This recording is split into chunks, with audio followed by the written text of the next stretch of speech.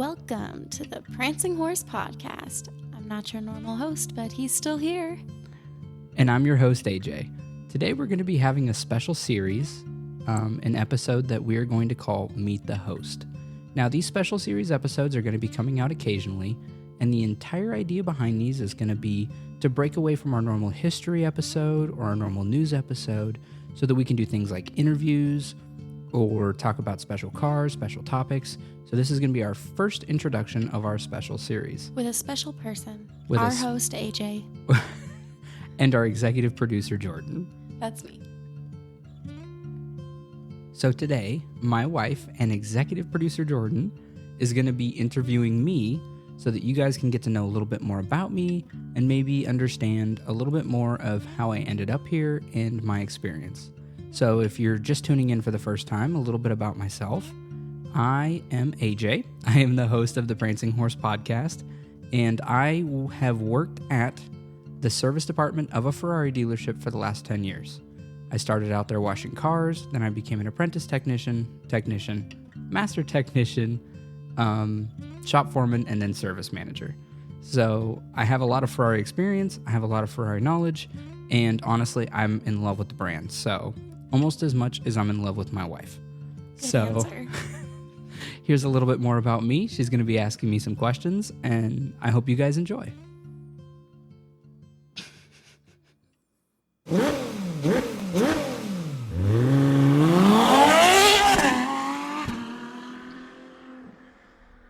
Oh, is it my turn?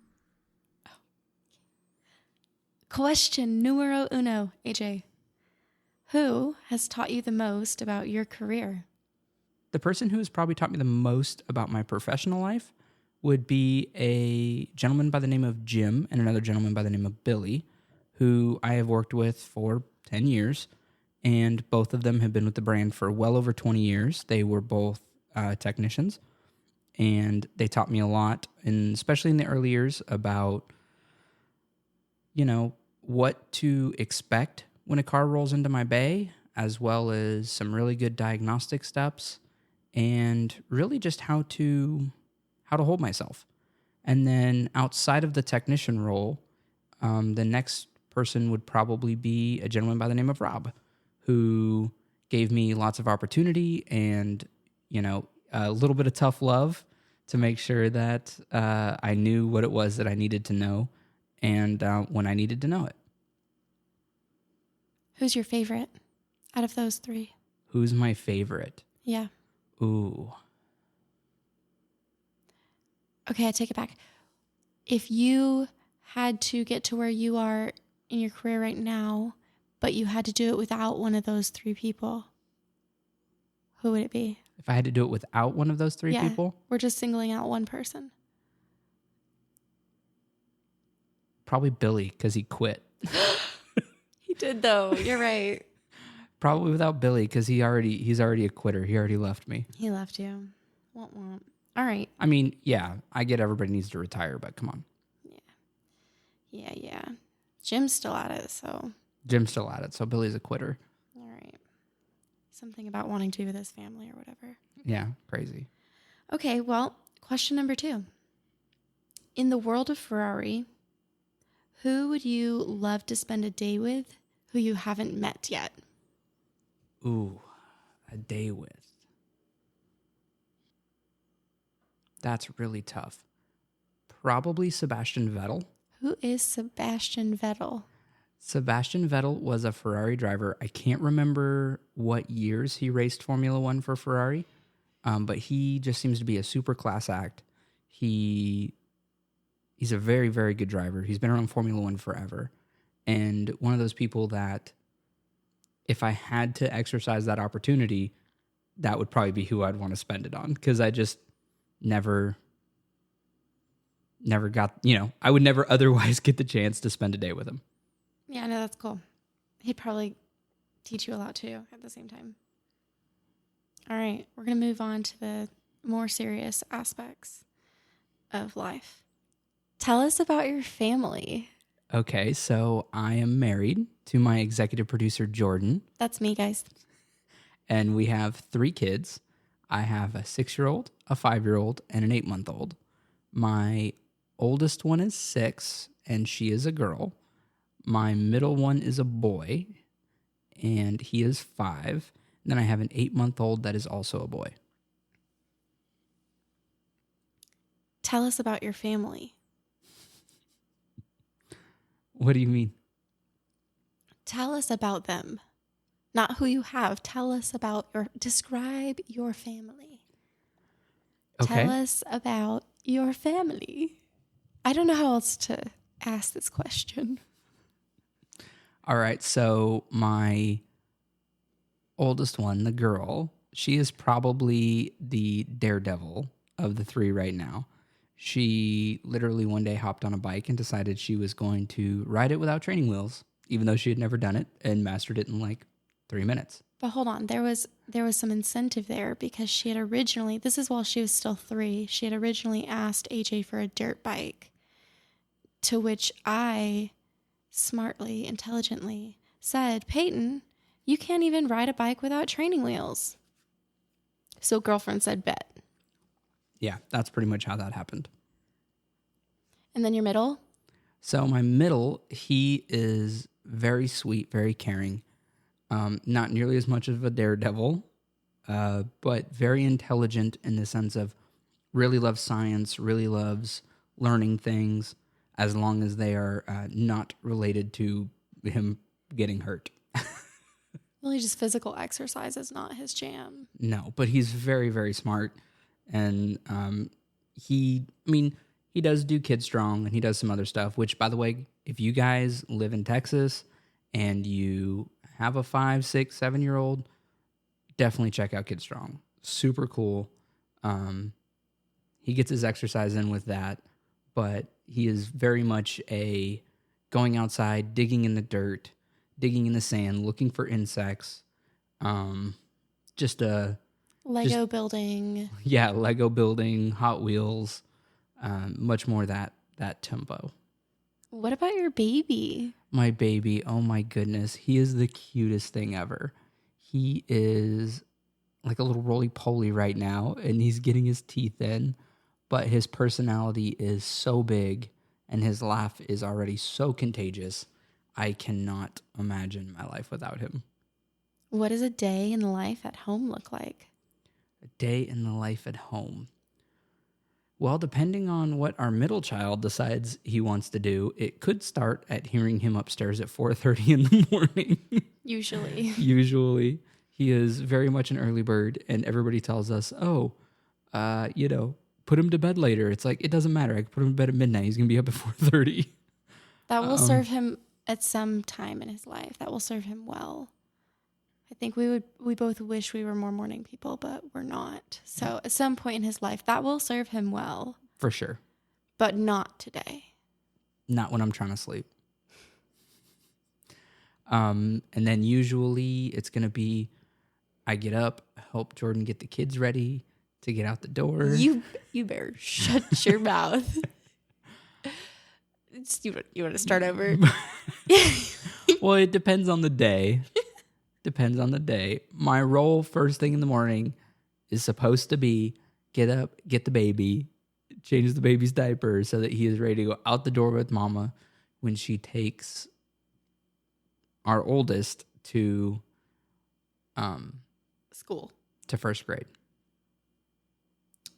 And then sometimes I have our middle child with us to get him to where he needs to go, which would be he goes to like a learning preschool, or sometimes he stays with his mama. And sometimes I also have the baby, which also goes to mama when Jordan is at work. You just told us how we get out the door in the morning, but I feel like that was not a day in the life at home. Yeah, so then I go to work. I do my work things. And then sometimes I have the kids with me after work. They get dropped off to me, or sometimes I have nobody, just myself.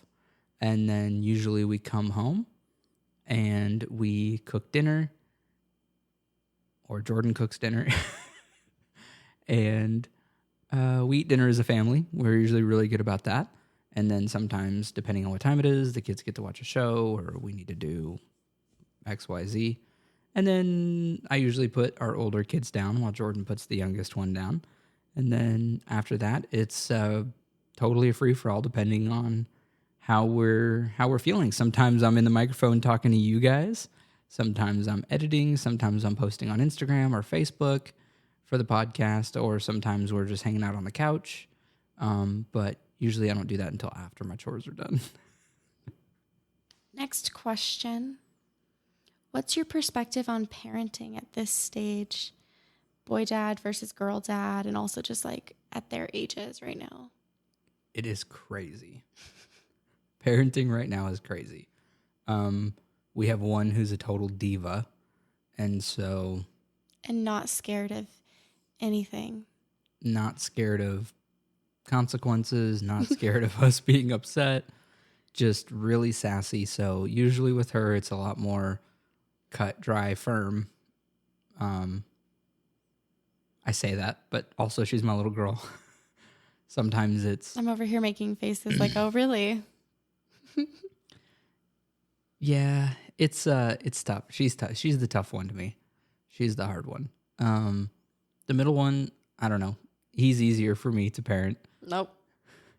We kind of have opposites there in that sense. He's a little easier for me to parent. She's a little easier for you to parent. Yeah. And so with him, I have a little bit more grace. He's not nearly as sassy, not nearly as wild.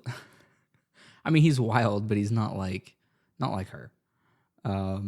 So I tend... She's not the bad guys. She's pretty great. She is great. She's great. She's just tough for me to parent with my parenting style.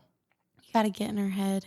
You got to play her game better than she can play it. It helps if the person who's playing it with her is the one who taught it to her, I think. Maybe. What about the baby? What do you think about parenting babies, AJ? I leave it up to you. I think you've started to have more fun with him since he's like starting to engage a little bit more, and he doesn't just rely on me for all his needs. Like, he's actually genuinely entertained by you now. Right.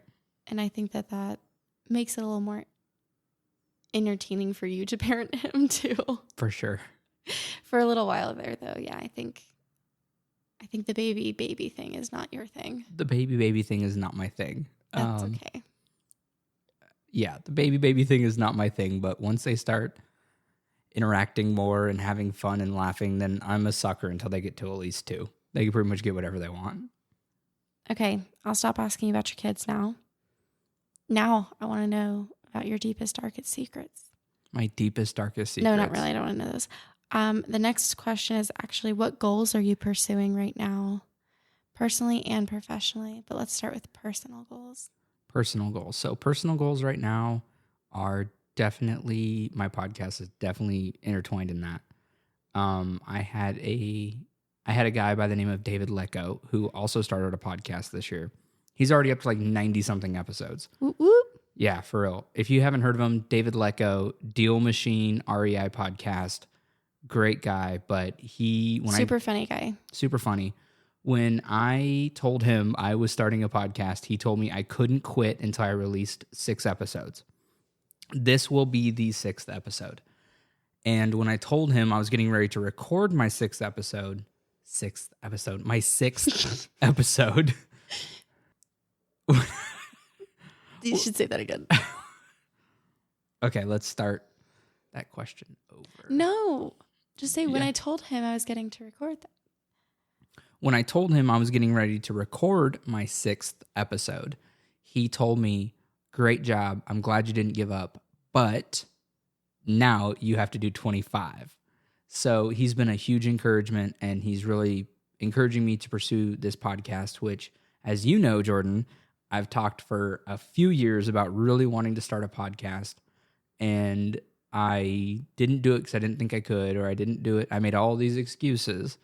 And then now, at a point where I probably have the least amount of time to do something like this, I was encouraged by David, and then I was also encouraged by another guy named Nick to just do it and pursue. And then I had the unwavering support of my executive producer over here.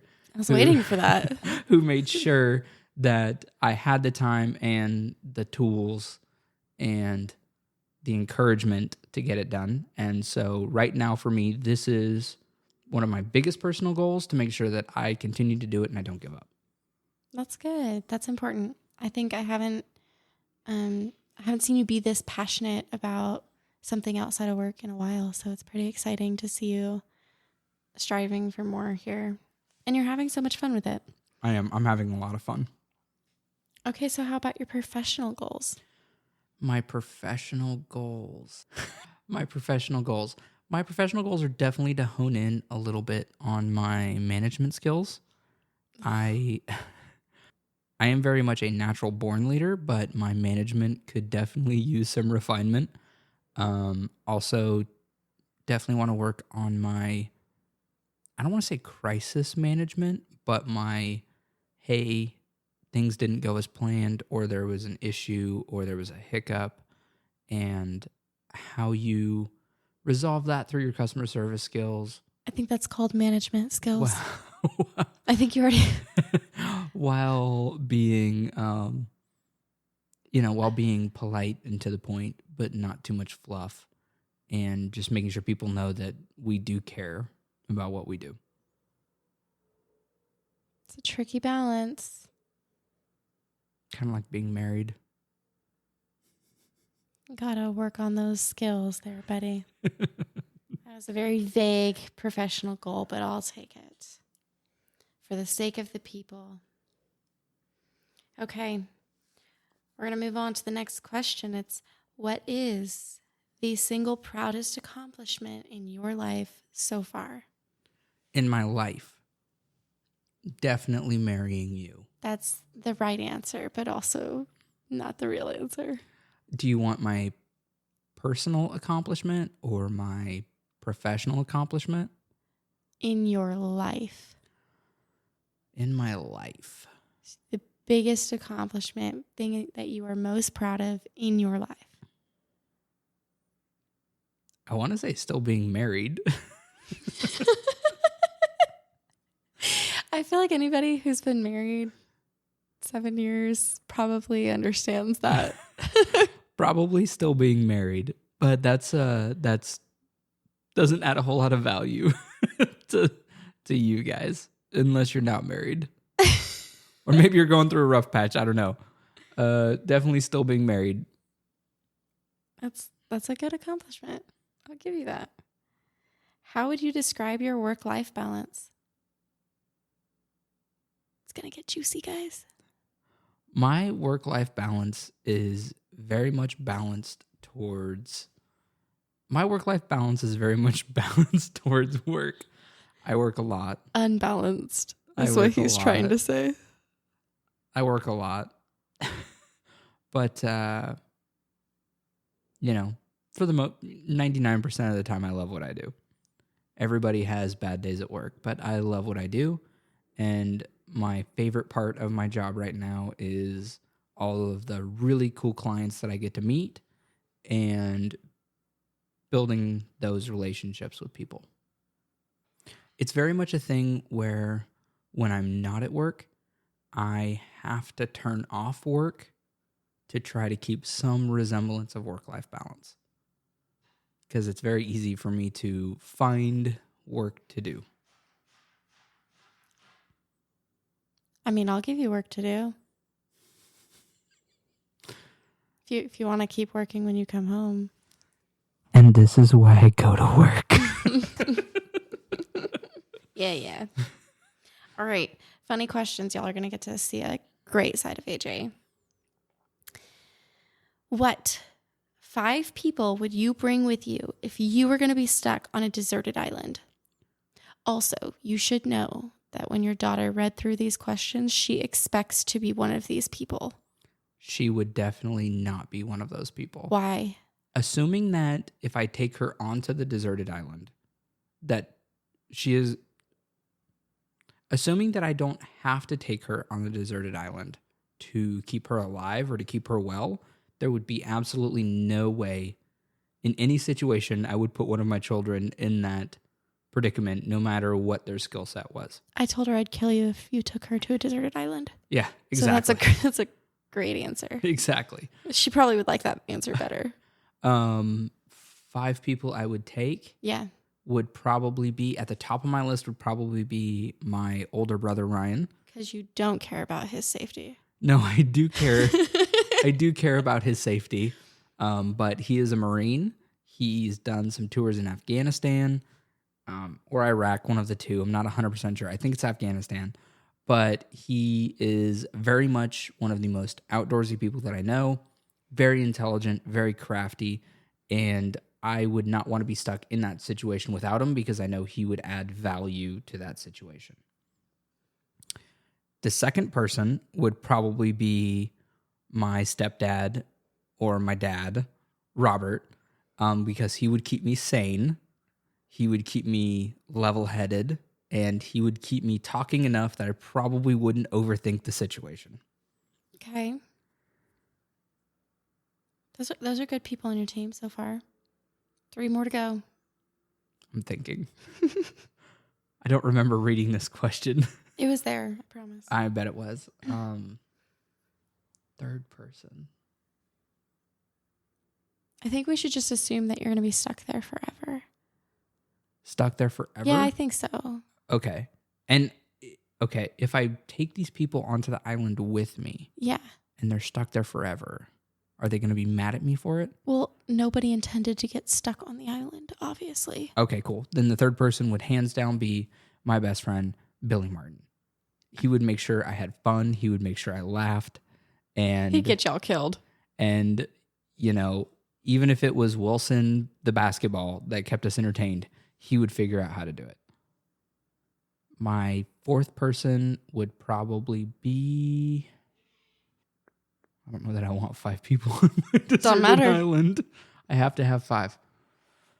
Oh. Sounds terrible, but it would probably be my little sister. She's funny. She's crafty. Uh-huh. She'd decorate your hut. She'd decorate the twigs. Hut. She doesn't have kids, so if anything happens, you know, the only person who'd really miss her was Jace, her husband. Just Jace. Just Jace. Sorry, bud. Sorry, bud. My bad. And my fifth person, it would have to, I want to go out there. I want to find somebody like just totally random almost that would, but see, then I don't, because you don't know what you're getting yourself into. Oh, this is tough. You know what? Let's bring Jace along. If we, Jace is awesome too. If we have to take his wife, why not take him? Right. And then that way, if they have to populate said deserted island, at least they're there. And but I wouldn't take you. I wouldn't take the kids. Yeah. So remember your proudest accomplishment? Mm-hmm. Yeah. About that. What do you mean? You cannot say that you would love to spend the rest of your life without me and then say your proudest accomplishment is still being married. I don't think there's a single person on the face of this planet who could raise our kids as well as you would. Oh, I know. So cheesy. But that's the truth. And taking you out of that and putting you in that much danger. In reality, you picked a good team. Your little sister, who's funny as heck. Your little brother's probably going to be annoyed that he wasn't chosen. But that's fine. He's having a kid, so that's a good excuse. I mean... Yeah, his wife's literally getting ready to have a baby. That went through my head. That actually leads us into our next question perfectly. And it's super important that you answer honestly. How many siblings do you have? And who's your absolute favorite? I have 5 brothers and 2 sisters. Okay. That's a lot of family. Did you live with all of them? I did not. I lived with 2 brothers and 1 sister. Still a lot of kids in one house. The most. And then very briefly with another brother. But that was for a very short period of time. Gotcha. So the second part of that question, the important part, Who's your favorite sibling? I don't have a favorite. Oh, come on. No, I love them all for different reasons. I mean, I can literally name every single one and tell you what it is that I admire or that I love about them, but I don't necessarily love one more than the other. I'm pretty sure it's Jana. You can't say that. Well, I said it. That is my littlest of the little. She's the youngest of all of my siblings. And she is pretty awesome, but I wouldn't say she's my favorite. I wouldn't say she's... say it. I wouldn't say Keywords, guys. Keywords. I wouldn't say she's not my favorite. Just wouldn't say she's my favorite. He just wouldn't say it. All right. I'll leave you alone. I have 3 closing questions for you. Okay. We're going to get a little deep now. If you had the attention of the world for 5 minutes, what would you say? Save gasoline engines. Don't kill them.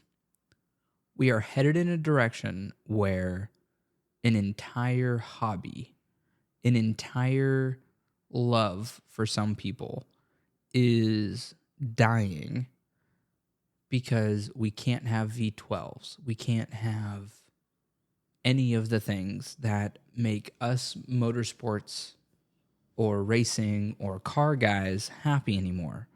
Everybody wants to go to electric. Everybody wants to go to, go away from fossil fuels. And honestly, I think that it's going to kill an entire thing for future generations that are going to keep them away from drugs, going to keep them away from drinking, keep them away from doing stupid stuff, and most importantly, keeping them away from video games where, save the internal combustion engine. It's not as bad as everybody thinks. All right. I'm inspired to keep our middle child away from video games with the gas engines. Yeah, and it's going to cost way more money than drugs ever would. And he's going to beat up his hands. He's going to get frustrated. But I think it's really good for kids to get inspired about cars, to learn how to work on cars, even if you don't want to do it for your career. But yeah, definitely save internal combustion engines. Yeah, and even if you don't want to do it for a career, I think it's super important that people just understand their cars and how they work so that they don't grow up to be like me, where check engine light pops on the dash and I am terrified it's going to literally blow up. AJ says that doesn't happen very often, so I'm inclined to believe him. I mean, way more electric cars catch fire than gasoline cars, if you ask me. That's what he keeps saying, so I'm just not going to worry about it. Okay, so actually I was checking out some feedback from our listeners, and they want to know what the relationship between host and executive producer is like these days. Oh, it's pretty good, guys. I ain't gonna lie. She's pretty awesome. She makes me laugh a lot. So how does this work for you guys? How does this work for you guys? Like you're not a part of it? No. Like, no.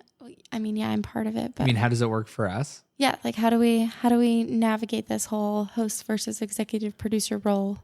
How are we tag teaming this? Well, it kind of depends because last episode she did not do a good job of proofreading or proof listening. Okay, you guys, I was not given a great opportunity to proofread before he just yeeted that out to y'all. So I apologize. There was a huge mistake that hopefully by the time this episode comes out, I've had a chance to fix. There was a huge mistake in the intro, and my executive producer totally missed it. So on a professional level, she was not given the opportunity, but as it stands, he yeeted it out before it was approved. I yeeted it out on time. I was at a birth. So, she wasn't giving birth. That's what she does for a living. She does birth for a living. I don't give birth for a living. No. She's a midwife. And she was not here. So He just said YOLO. The relationship professionally, a little rough right now. Because she let me put out. He's secretly looking for a new executive producer. Secretly looking. Please send me your resumes. Ajay at prancinghorse.podcast.com. I'm going to shut this down. No, honestly, the relationship here is going really well. My wife has been amazingly supportive. My executive producer, although she does make some mistakes every once in a while, has also been pretty good. And also very supportive. And so typically what happens is he records for however long it takes him to record. And then I sit and listen in my jammies, cozy, comfortable, just there to critique every word that comes out of his mouth. So I'll just write down a timestamp of when he makes the mistake and then type out the mistake and what I think should be corrected about it. Now we go through that process usually just once, sometimes twice. And then, I don't do the editing. He's also the chief editor, the host and the editor. I'm just the producer. I just say, yeah, that's how it should be produced. Good job. Now would also be a really good time to throw out a huge shout out to John Thagard. Oh yeah, that guy. Who did all of the guitar music that we use for the podcast. And so it allowed us to do something that we owned, that was royalty free, and that we can just use at our leisure, and did an amazing job writing us a little intro and a little B-roll and an outro. So huge shout out to John Thagard. I definitely owe him a cigar or two. I'm pretty sure y'all have already taken care of that a time or two. Yeah, no, we definitely have. But that's not the point. Anywho, he's great, yes. So the last question I have for you tonight would be, what was your favorite part of this podcast? My favorite part of this podcast? Because your eyes are shiny and bright like you're having fun. I am having fun. It was definitely the beer or two that I got to enjoy. And then also looking at you for however long we've been recording now and just laughing. Because usually I'm very structured. I'm reading from my notes, and usually the house is empty and nobody's listening. Dogs are put away, and so definitely tonight was just getting to interact with somebody and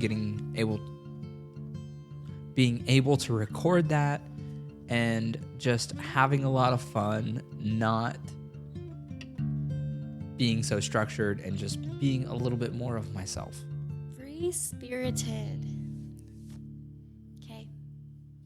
Ta-da. That's all my questions. The end.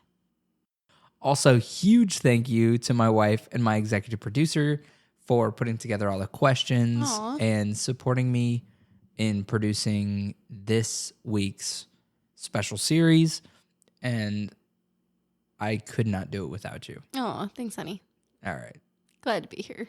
I can only imagine. I had plenty of fun roasting you. Yeah, as you usually do. Well, on that note, thank you guys so much for joining us for today's episode. Make sure you subscribe to us on Apple Podcasts, Spotify, or wherever you get your podcasts. You don't miss any of our new content. Also, make sure you interact with us on Facebook, Instagram, and prancinghorse.podcast.com. And as always, Forza Ferrari. Say Forza Ferrari. Forza Ferrari.